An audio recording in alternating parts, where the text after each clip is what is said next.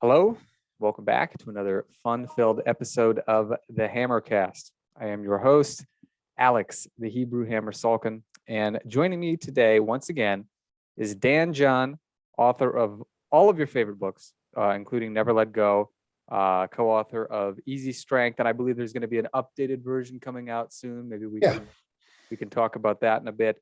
And today we are going to be talking about one of the things that I think of the number of things that Dan has reintroduced to the world of strength and conditioning. It has been a love and affection for the loaded carry. One of my favorite moves, certainly one that I can easily credit Dan for getting me interested in. And we're going to have a very fun conversation. And before we get to it, I just always want to remind the listeners that if you haven't gotten it already, be sure to get my 9-minute kettlebell and bodyweight challenge. It is, as the name implies, only 9 minutes long. It can be done in connection with whatever other workouts you're doing. It is designed to help you strengthen your gait pattern through a variety of fantastic movements, one of which includes loaded carry, as a matter of fact. And if you go to 9minutechallenge.com, you can get yourself a free copy. So I encourage it if you have not already done so. And now, without further ado, Dan John, thank you for coming on the show. You bet. And I have a 10-minute challenge. It's one more minute of challenge. I just recently did a podcast with Jeff Newport, and he said the opposite. He said, I have an 8-minute challenge. Yeah. So it's going to right out of, there's something. Yeah. Exactly. Yeah. I thought that was very funny. I said, well, I guess we're both going to be in trouble if somebody comes out with a 7-minute challenge. That's right. Yes, exactly. So any of Dan's challenges, you can be sure will be very good. 10 minutes or more or less, whatever they are, they're probably going to be pretty good. Well, first things first, Dan, I think last time we talked, we were on Pat's podcast together at some point last year. Yeah. At least a time or two. But I think last time you came on the show was almost a year ago. And I'm curious about what has transpired in your own training since then. As I understand, you've got as of the time of the recording, you've got an Olympic lifting meet coming up, or perhaps it's already gone. How is that? This Saturday? Yeah, so there's a bag over there with my membership card, and they ask you to fill out a lot more forms now because of COVID. And it's got my lifting boots, my belt, my tape. Oh, I got to make sure my singlet gets in there. Geez, thanks for mentioning that. Wouldn't want to show up and lift in nothing. Yeah, so I'm back on the platform. I lifted in 4 meets last year, 2 in Utah, 1 in Nevada, and 1 in England. And this year, I'm starting off in Phoenix, and here we go from there. Okay, yeah, that's amazing. Now, and this is, if I recall correctly, I mean, you've been lifting since like 1965, correct? Yeah. That's incredible. And, for that much dedication, I think one of the reasons I like listening to you the most is because you are one of the few people who knows purely from experience, as well as from teaching so many people, from average Joes to special forces to the NFL, what works, what doesn't, and in particular, how to train the ends, because as you've pointed out, that really informs the means. And I'm particularly curious to hear, given the fact that, even in your 60s, you are still competing, you're still lifting, and you're still training people. What has the role of loaded carries been along the way? Well, see, the thing about loaded carries, you have to understand is that I don't want to say I invented them because they'd been around. The farmer walk was it was a Highland game thing in some of the events I did when I was young. And then some of the other stuff was just, anybody who's ever worked a job has done loaded carry. So there's nothing new about it. But what helped me, help you. What helped me was breaking my wrist in 8 pieces. So my doctor said, Dr. Vanderhoof said, you will never lift weights again. Well, that's not an option, because when you have a brain the way mine works, you need to have that, you need to blow it off, the vent. So my friend Mike Rosenberg said, he put together this little piece of steel that had all these options on it for grip, and I could hold it here. And then I said, what do I do with it? He goes, well, you could pick it up, you could curl it, you could press it, you could honestly just carry it. Well, once I started carrying this little piece of weight, and because when you break your wrist, you lose you'd be surprised how complex the wrist and hand is. And you don't realize it until you can't use it. And then you're like, or you're trying to rehab it. And it is, I mean, hips are tough because, walking, pooping, sitting. Okay. Wrists are tough because you didn't even know how much you had to do with it, you know? Yeah. So if you look at the cover of Never Let Go, you can see that yes, I have a right glove on, but the left hand's in a cast. And I couldn't use it. I couldn't do anything. And so, but a strange thing started to happen. So I'd get out there and I would carry this thing. And then I at the time, I didn't even have a kettlebell yet when I first started.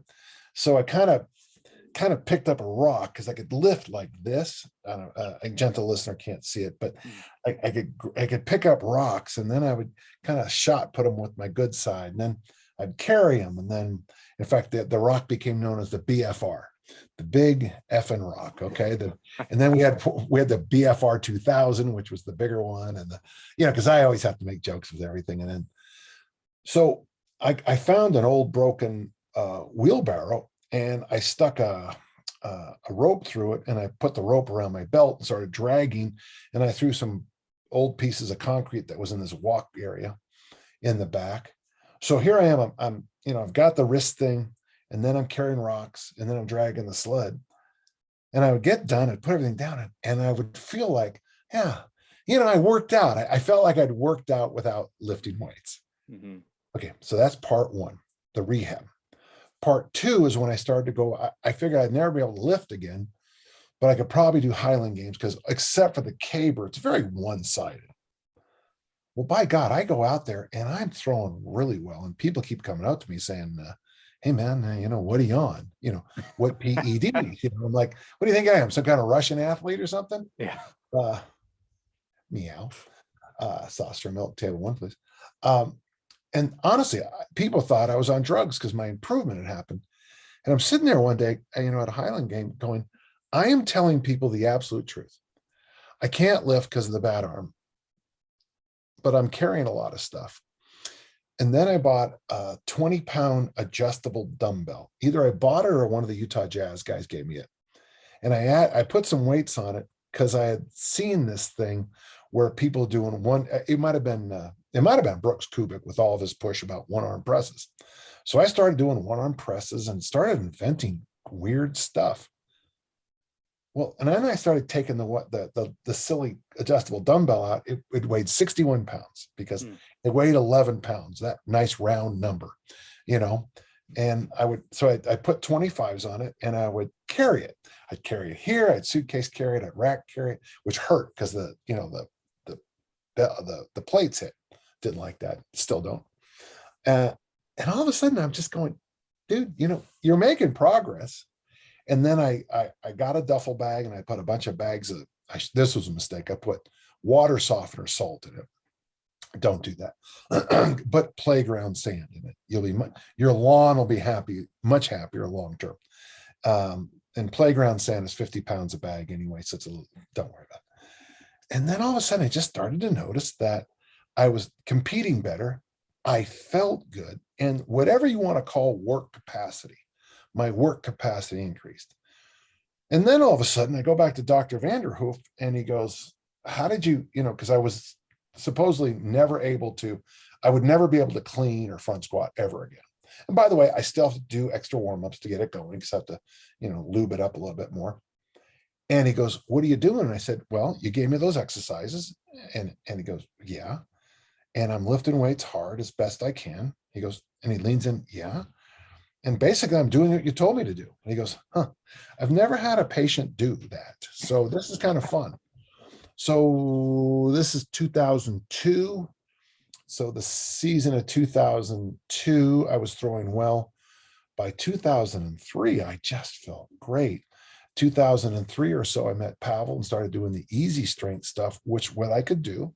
Mm-hmm. And that got my incline bench up and it got my pull-ups, my incline bench. I'm just trying to spitball. It wasn't thick bars yet. It was thick bars would do the next time around. It was just straight barbell deadlift. And I'm just making weird progress. And people are saying, so what are you doing? I'm going, well, I'm doing 2 sets of 5 and 3 or 4 exercises in the ab wheel, and then I'm carrying crap. No, seriously, what are you doing? Well, I'm doing 2 sets of 5 and then I carry crap. Okay, so really, what are you doing? I go, okay, so I'm, it's magic mushrooms. So the camel has to chew it for 6 hours. Then I have to go through its dung, and then I smoke it with, lilac papers. Oh, okay. Because they would believe that. Yeah, easily. But there's no way in hell it could be something as simple as easy strength and loaded carries. Yeah, it's strange that people have a harder time believing that consistency and hard work will get them what they're after, as opposed to an esoteric, supplement or who knows what. Like, for some reason, that's just easier for people to believe, and it boggles the mind, but it makes me feel like, well, okay, good. A lot of my secrets are safe then, because nobody's going to try to steal this stuff. Oh, my secrets are the safest. I don't know if you ever read that little thing I have at the end of my email, the sleep soundly, Of course. eat protein, drink water, put weights over your head, pick them up off the ground, carry them for time or distance. I just told you everything. Those are my big ones. Those are all my fastballs. You just saw everything I have. And people will still be like, okay, well, but what else? Well, what do you mean by vegetable? Yeah. What do you mean by protein? What do you mean by water? What do you mean by lift weight? I just gave you the formula. I like to call it the gun to the head rule. Like, if people ask a question like that, and I say, okay, look, if somebody put a gun to your head and they asked you, they said, okay, you need to come up with a plan that's going to get you in the best shape you can, as simply as possible, guaranteed, or gun's going to go off, let's say 2 weeks from now. You were probably going to do all those things that are listed in there because they're a sure bet. Oh yeah. And I go to these workshops, I go to clinics, I watch stuff constantly online, and everybody continues to try to sell the minutia. And I'm still a big engine. I'm 65, but I'm still big. I'm still powerful. I'm still strong. And people say I'm lucky, and it's like, dude, I'm not lucky. I just didn't stop. Yeah. When I got a total disaster of a wrist injury, when I had, I was born with pistol grip hips, so I have both hips are total hip replacements. And when I say total, when you look at the X-ray, you're like, there's not a lot of humanity left in those legs, Right. I've overcome a liver parasite. I've overcome discus to the head. I've overcome all kinds of personal life issues. And there's the secret. I just showed up and kept going. And, we all know this, but it's hard to hear it. Yeah. Yeah. I'm knowing you, I would say it's fair to bet that when you realize just how helpful this stuff is, you probably started putting your own athletes through it, whether they were, top level guy. And I read a great article you put out a number of years ago now, on T Nation, about how you had a guy who was great at the power lifts, who was great at the Olympic lifts. And you asked him, like, okay, well, what kind of loaded carries have you done? And he's like, what? You're like, all right, this is going to be easy. And you tried to do some loaded carries. And tell us about that. How did this guy improve? Because the story is really amazing. Well, yeah, he's at the time, he was a fairly famous strongman, and he was just kind of spinning his gears. He was good. You're number 20 in the world. You jump to 10, you jump to 9, 8, 7, and then it's 7, 7, 7, 7, 7. And he was getting frustrated. And God bless him, it was his wife who said, you need some coaching. You need someone to talk to. And he either called me or emailed me, and he said, would you mind out of any, it was a cross-country flight for him, came out and trained with you. And I said, no. And how many days, because I didn't know who it was. And I was like, do I really want a strong man in my home? Right. So guy shows up, turns out he's a great guy, and he's doing all the stuff, and his power snatch, power clean was on point and impressive, and then I said that to him. So I take him to the backyard, and I give him what I would consider something I go just off the top of my head. I think this might help. He's a strongman. So the idea was he had to press like 135 pounds 3 times. So though that might be a lot for some of your listeners, we're talking nothing for his thing. But on the end of the third one, he had to hold it over his head and walk, not very far, say 20 meters, say 60 to 70 feet, stop and do 3 more presses. And then I was going to have him turn around and come back. Well, he never made the turnaround. He goes to me and he put the weight down. He had this panicked look on his face, like, oh, that's my grandson. He had this panicked look on his face, like, and he had that weird kind of exhaustion you get from the loaded carries. That's, it's like your heart rate is reasonable. You're not sweating like you've got some disease, from the worst part of the jungle. But he was like, what's wrong with me? And I go, well, welcome to loaded carries. And we just discovered something. So we did a bunch of press walks so you press and hold it overhead, press, and then carry it in the rack position. So we did that over the next couple of days. We did that one kind of as our standard, our bar, so we could get a sense of things. So when he went back home, if he did 135 for 5, did a turnaround, and then we did deadlift carries. We did the standard farmer walks, the what we used to call juggernauts, which was weighted backpack, farmer bars dragging a sled. And and his wife told me that after it was like day 2 or day 3, she goes, all he does is he goes back. They were at a hotel. It was close to my old house. And he lays down, he hits a fast food restaurant on the way home. He eats, he lays down, he takes a nap, and then he says, let's go eat dinner. He was just tapped out. So big engine, big deadlift, big squat. Not a great deadlift, big squat, big bench, okay-ish Olympic lifts. I mean, not great for a thrower. Olympic lifts are, but great for like a normal person. Sure. That I know that what I just said sounded douchey, gentleness. Qualified it. Yeah, it's hard like when someone's bragging about their lifts to me, I always kind of go, because I'm a D student as a lifter. I snatched 300, which is I snatched 314, which is getting close to, soon will be 60% of the world record, which makes me a D student. I deadlifted over 600, which makes me a D student when people are deadlifting 1,000, right? Right. So if I'm a D student, don't brag about your lifts. don't. Yeah. So and he emailed me back, or email or phone call, whatever it was. Now we say emails. It's funny, we say email now the same way he called you. Now it's email. Yeah, the same. Yeah. And it was like, not only am I better at strongman, his deadlift, I think, went up 45 pounds it wasn't weeks, it was more like days. Yeah. Because the work capacity and the grip strength that he got from all the farmer walks. When I can get an American football player to take it seriously, the downside, they get all that combine bullshit where, it's the bench press 225 for reps, like that has any carryover. The 40-yard dash, which is great if you're on a punt team, but no other time in football do you run 40-yard dashes, Yeah. And I have some high school game films here, and it's just as a lark, I looked, and I do sometimes, just when a play broke the other way, I go 50 or 60 yards and I run the guy down too. You're welcome. But most of the time it was hit, bounce, roll up, tackle. I mean, we're talking, we could have played the game in my office, what I did,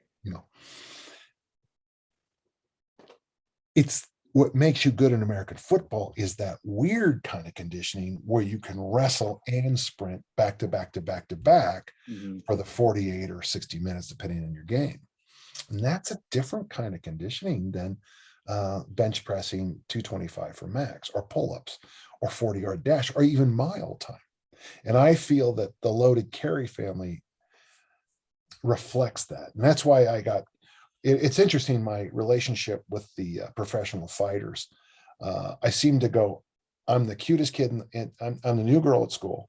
So everyone calls me, and I get tons of, and it's nice because they actually pay, they pay. So it's kind of nice, Mhm. And then like 2 years later, I don't hear from them. Then all of a sudden it's like, whew, this huge wave of, because in the professional fighters, the kinds I'm talking about, they're inside of a strangely built box.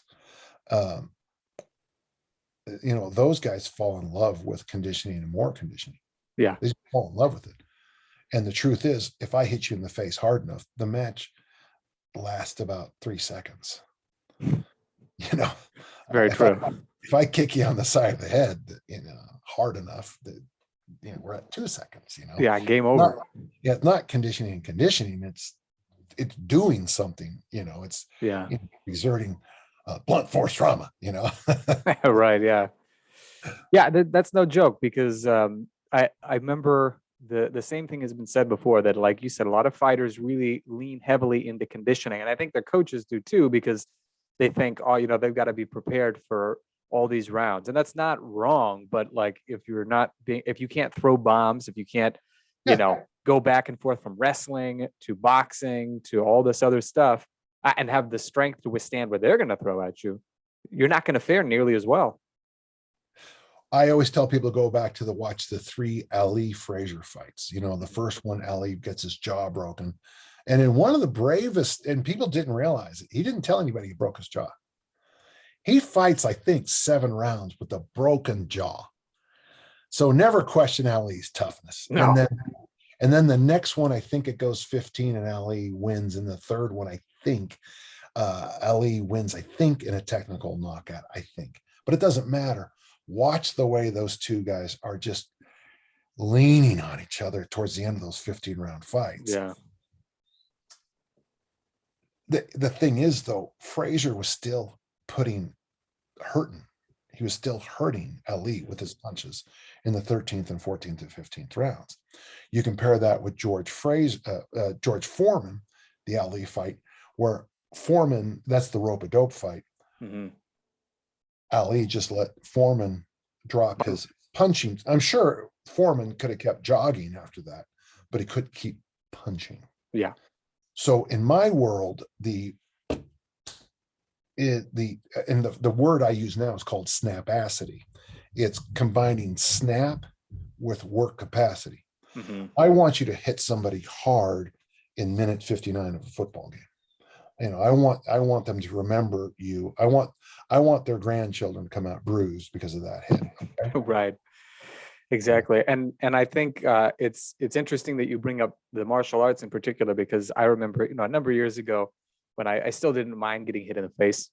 I had less to lose back then. I feel like now I've got to preserve it as best I can. I used to have a friend who'd come over and we would do just some light sparring. We weren't trying to wail on each other, but I remember he was really good at martial arts and I was somewhat better at teaching, the kettlebell lifts and stuff like that. So we would do a trade. It was like, he would help me with my ability to be able to throw as many punches as I took. And I would help him with his strength and conditioning. And at one point I just said, what I would recommend you do is just go get like a big army surplus bag. I mean, I think I was definitely taking a page out of your playbook because I had read one of your articles. I didn't use the water softener. I for some reason, I intuited that it was not going to be a good idea. So I did use like gravel or something like that. And I put them in a bunch of plastic bags, duct taped them up. And I think up to 100 pounds. I would usually, depend on how many I would put in the bag, but I would just carry it around. I said, just do that. Like it's not going to cost that much money. And then 2 weeks went by and I didn't see him. And then he came back and we were sparring and he was like unstoppable. Like, there was just nothing I could do, even with all the stuff that he had taught me. And I was like, what's your training been like lately? He's like, I just did the thing you told me. I just put some, gravel in a big army surplus bag and walking around my apartment complex. I'm like, well, there you have it. I mean, the dude could hit harder. He could go longer. He just did not need a rest. Well, see, people forget that Milo of Crota, he didn't just pick up the calf every day. He picked it up and carried the calf. Yeah. So he wasn't doing tricep extensions. He was carrying the calf. And of course, progressive resistance exercise always, are that story is on paper are roots, but we all know it's not true.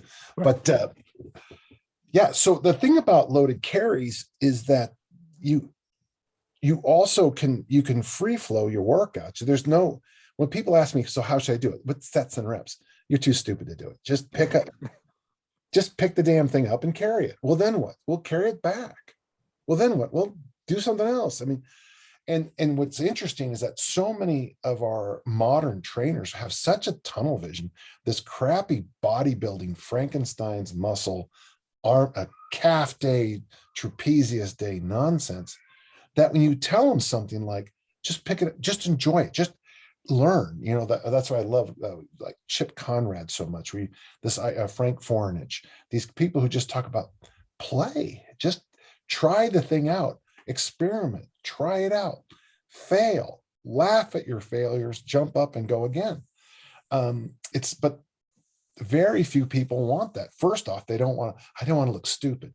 Trust me, everything I do looks stupid. I wear a kilt and then I sprint with a 185-pound log. I stop and then I flip it over. It looks stupid. Saying that, I challenge any of our listeners to do that.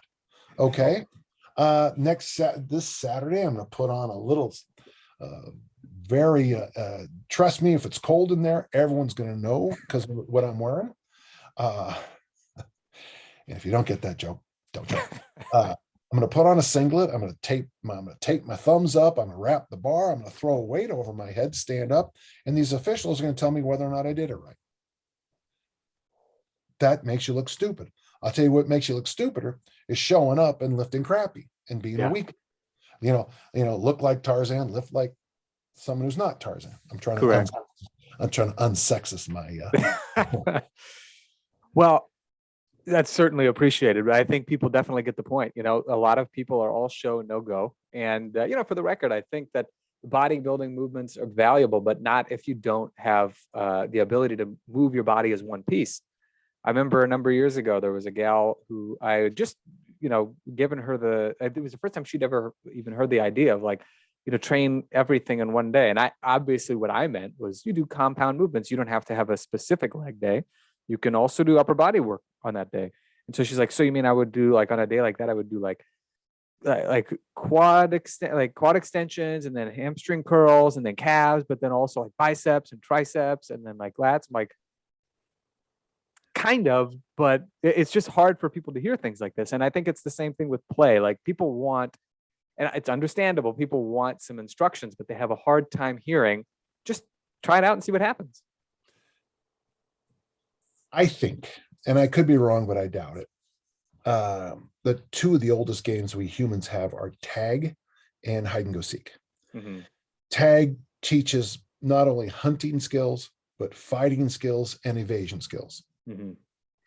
Hide and go seek, according to my brother Gary, when he got back from Vietnam one day, he said, I think the reason I survived is because of playing hide and go seek growing up. Amazing. He was joking. But there is some element of that regardless. But he was sitting at the dinner table and a lot of his friends weren't at their family's dinner tables. Yeah. He was disabled. He lost his hearing, of course, and some other issues. But, when you look at tag and hide and go seek, when we're playing, you and I are playing tag, nobody suddenly goes, okay, hold on. What we have here, folks, is we have unintentional touching across the boundaries. There's no officials. I've never had a parent go, so Dan, my 12-year-old son, Billy, I watched him play tag and I think he can go professional. So he's going to join a team. It's an elite select team and they're going to travel a nation. It's only $1,400 a month. What do you think? I've never had that since, but you put the word baseball, volleyball, or any other, and no offense, moms and dads, you aren't good enough. Your DNA is your kid's fault. The reason your kid isn't elite is because your DNA sucks. Yeah. That's never a popular thing to say to people, but it's true.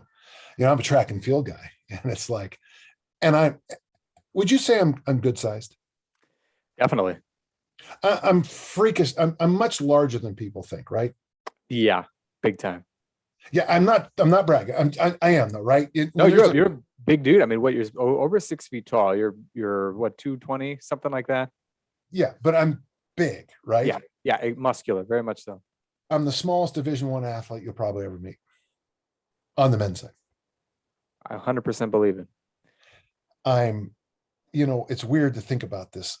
At the Olympic Training Center, I ran a 4.740. I mean, my lifts are, my big lifts are all over 600, and my clean over 400. I'm too slow, I'm too small, I'm too weak to be an elite thrower. And when I try to explain that to parents, they always miss my point.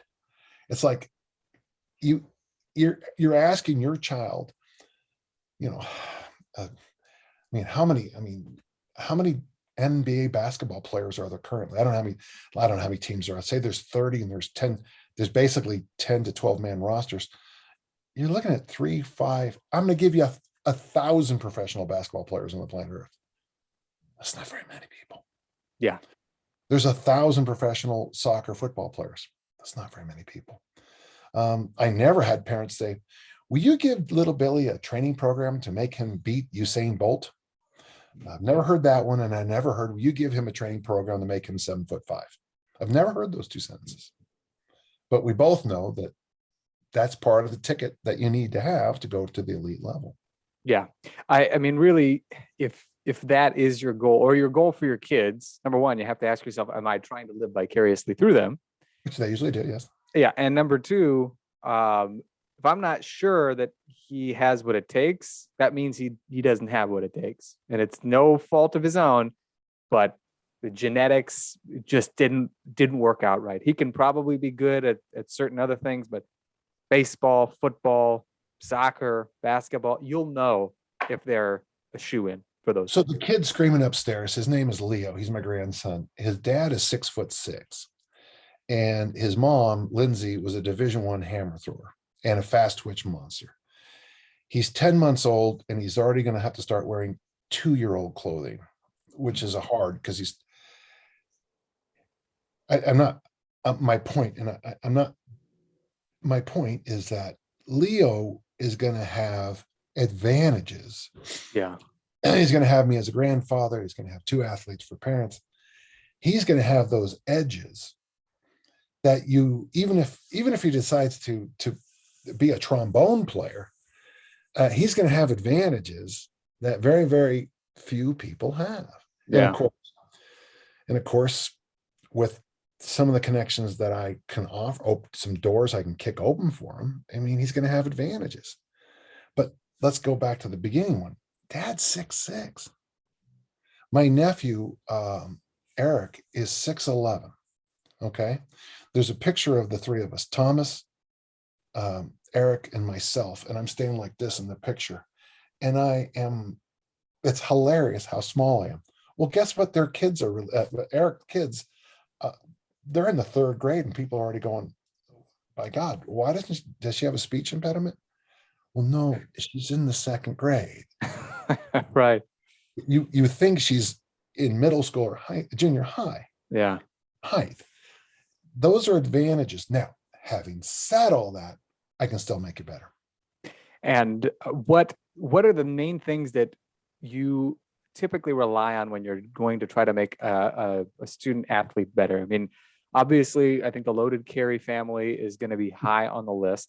How high is it relative to other things? Because you've pointed out that there are things you certainly just need to be good at, certain movements to barbell, kettlebell, body weight movements.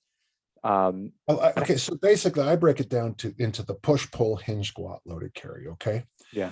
And if you're gapping on any of those, you're in trouble. So first off, I want to have a lifting program that includes push, pull, hinge, squat, and loaded carry. Mm-hmm. Secondly, you need to do some kind of high-end ballistics. So I like, for most athletes, running hill sprints, stadium steps. I used to always brag that I never had an athlete getting injured doing hills, but 2 weeks ago I had an athlete get injured doing stadium steps. She slipped and she did if you've ever done box jumps, she got that injury. Yikes. Now all the blood goes everywhere for days. Yeah. I want you to sleep well. A couple things. So now, okay. So for me, it's going to be the 5 core things, some kind of speed work. Okay. So let's just say those are givens. 9 hours of sleep a night, maybe a nap, learn how to meditate. Givens. Protein and veggies and water at every meal. Givens. Okay. Mm-hmm. Some kind of year-round approach would be the next level.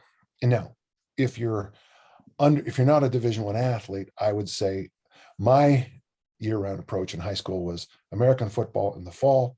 I wrestled in the winter. Hurdles. Most people don't know I was a hurdler. Hurdle and discus throw in the spring, and then CYO, Catholic Youth Organization, basketball and weightlifting all summer. Okay. And soccer too. I was a keeper, which there was no conditioning being a keeper. Right. But it teaches you angles. I'll tell you that it teaches you angles. Woo. And then I always thought I was a better football player because of wrestling and hurdles than doing tricep extensions and curls. Certainly. So now if you are at the next step, you're a Division I athlete, you're a specific one sport, then when I say year-round approach, it means that you have a designated off, up to 6 weeks of, I don't want to see your ugly face. If I have one regret in my career, I never took time off. And when I finally did, because I got hit in the head with a discus, it was funny. I was floundering around as an athlete, and then I lost 6 months literally to a blackout. And my brain recovered, but so did my body. My capacity leaped. Weirdly, 6 weeks off is as good as increasing your front squat. Amazing. Yeah, off. OFF. I don't want to see it. No, what about abs? Don't do them. So should I run hills? Are you stupid? I said no.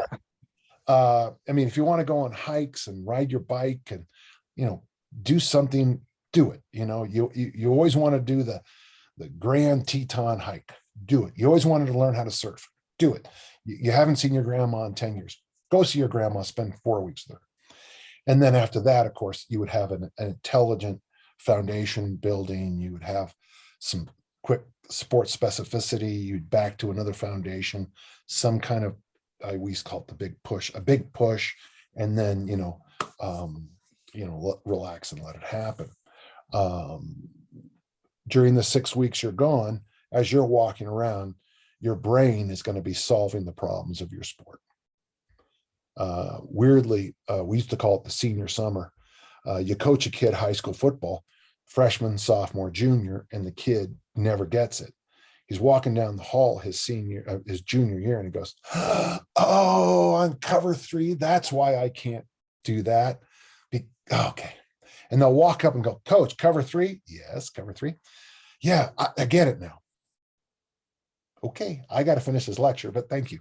Because all of a sudden everything, synapses just kick in. So like as a discus thrower, I was the best discus thrower at our school by far. But we had a few kids who spent the fall trying to get better in the discus throw while I was knocking people down in football. But what I was doing when I was knocking people down, my brain was fixing the discus throw and hurdle questions. Mm-hmm. And of course, when I was hurdling and throwing the discus, my brain was going, yeah, when the running back comes out of the huddle and does this, there's a good chance when the play starts, he's going to go that way. And I just started to pick into it all kinds of, I was like, oh my God. In my senior year playing defense, I knew what they were going to do often when they broke the huddle, because I was now using the other.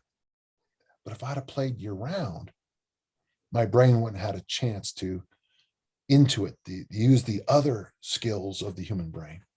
Yeah, I think that is a very valuable lesson. So the listener who's considering this, it might even make sense to re-listen to that last part again, because quite often it's when you're not doing the thing that you're obsessed with trying to improve that you are actually going to improve it. So whether it's just 100% lay off and, rest and don't do anything other than maybe some walking, some hiking, catching up on, your favorite fast food restaurants, whatever it may be, Yeah. or playing it and engaging in a different activity, you're going to start to connect the dots of what the things have, what connections they have together. Like you talked about football being a kind of a collection of like sprinting, wrestling, and then recovering in between these activities. So it makes sense. Maybe that hurdles would probably be a good idea. It's going to help you with your football. Wrestling is going to help you with football. It's like all of this stuff, everything is connected, and people finally start to get it. From there, I would say if you are going to do a year-round approach, you need at least a 1, if not 2-week intensive training camp, and ideally away from your house on Westridge. Go somewhere else, immerse yourself, and then maybe. Oh, and then the hardest lesson, if you are elite, as you get closer and closer to your peak, your strength levels go down. As you get closer and closer to your peak, your conditioning goes down because you can only chase so many rabbits at once. Yeah. And what hurts most people is as they get late in the season, they see certain numbers drop off in the weight room. So they try to win the weight room again and give up the national championship. They won the weight room, they impressed a bunch of frat boys at Utah State, but lost the nationals. Yeah. And I think that even for people who are not competitive, they just train recreationally, I think they probably still run into the same issue. They're like, hey, you know what? I really want to get my military press up, or I want to do X, Y, and Z. And then all of a sudden, next thing you know, they're walking up a flight of stairs, they're huffing and puffing, and like, God, what happened? I used to be able to do this, and now I feel like wake up and I feel like I got to wake up in sections because like everything's stiff and painful. So to me, this seems like this is just one of those examples of if you can only chase so many rabbits at any given time. But if you want to cover a lot of your bases, the loaded carries are super helpful. They'll take you a long way. They're not, again, unless you're doing something maybe Highland Games-ish, it's probably not going to be the only thing that you'll want to do, but it's certainly going to help. Yeah. So, the other thing it does too is it the same way Conrad talks about play and Fornich talk about play. It's you can't not challenge each other. Yeah. It's just impossible. And it's funny because when people are hopping and flopping over doing loaded carries, you kind of laugh at each other. It's fun. Whereas, if someone misses a snatch, you're like, ooh, that was a lot of noise. Yeah. But if I've had people stumble like drunks trying to go a few feet farther to beat their friend. And people say, well, that's unhealthy, isn't it? It's like, well, I don't know. If you ever stumble holding your baby, it'd be nice to have some reserve capacity to catch yourself and protect. At least if I'm gonna hit the ground with Leo or Danny or Joe or Kelly or Lindsay, I have a skill set to protect them. I'm going to take the hit, but they're going to be okay. Absolutely. I mean, that really summarizes it perfectly, is that, a lot of people who are athletes should certainly train like athletes. People who are not might want to take some lessons from them, but you don't try to ape their programs entirely. But the one thing that you can take away from it is that there are certain things that you can do, like loaded carries or the various compound lifts, and apply that into the lessons that are going to carry over into your day-to-day life. If you fall, do you know how to tumble and roll?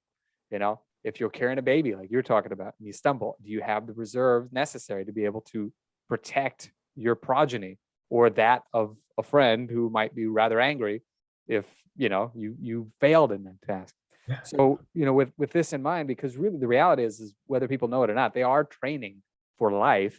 What would you say would be a good just basic standard that really anybody should be able to attain in a loaded carry of choice, whether it's your favorite or what you think is the most foundational? Let me just give you, I'll give you my standard stuff. Yeah, okay. yeah. So when we test loaded carries, we use the trap bar just so we don't lose. The math on farmer bars is really difficult, but trap bar.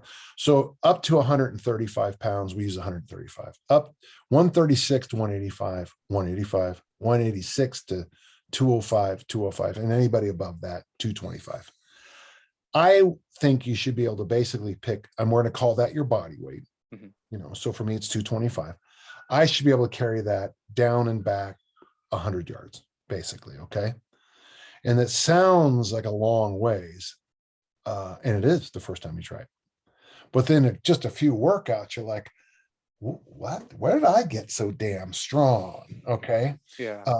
The best loaded carry, if you're only going to do one, according to Stu McGill, who studied this after listening to me, would be the suitcase carry.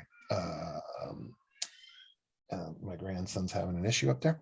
But the suitcase carry is probably, and I would suggest, if you're a male, 36 kilos, you should be able to carry it fairly upright, down and back. I don't know about 100 yards, 50 yards each, but some standard. And for females, I'd love to see you sneak it up on that 24 one-sided, Absolutely. As for the others, it all depends on your surface. Anytime we talk about drags, the surface of what we're dragging, if you're dragging something on AstroTurf, you're not dragging it, you're sliding it. When I see people doing these, God, my buddy did 1,000-pound prowler. Really, where? On the AstroTurf. Well, I'm not being a jerk, but it's that like doing heavy leg presses. I'm just not impressed. So prowlers and drags, doing them is good. Good. There, I said it. Good. For the other ones, just do what you can do and just enjoy it. Have some fun. That's the kind of answer that I was hoping for, because again, people love the standards. I like 100 yards is pretty good. It's a decent round number. It's tough. It is tough, but it's also not something that you're going to need to, put on your glasses and get out your scientific calculator to do a heavily periodized program to try to figure out how to do it. It's like you give yourself a certain amount of time, certain amount of distance, and you walk, and you'll be set. That's for sure. Exactly. Not bad at all. You win this round with your genius right there. Good job. I appreciate that. Yes, you're as wise as I can remember. Yes, exactly. Thank you.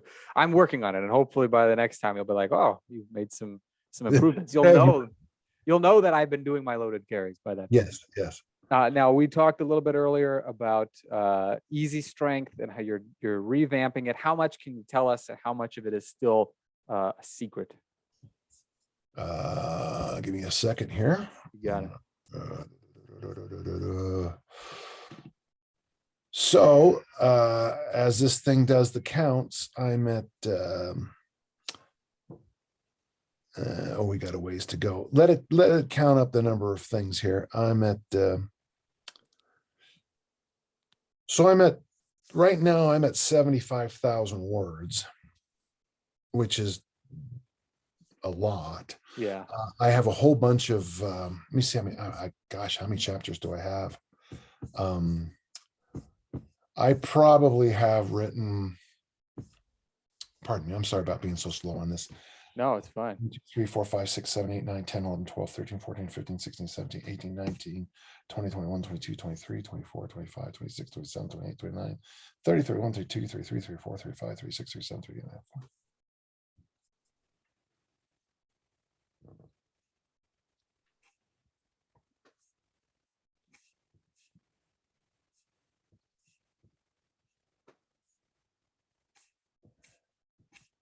Yeah, I'm about, I'll be sneaking up on 100 chapters on just what I've written so far. Oh, did we finally get so on the page count, it says I'm at 214.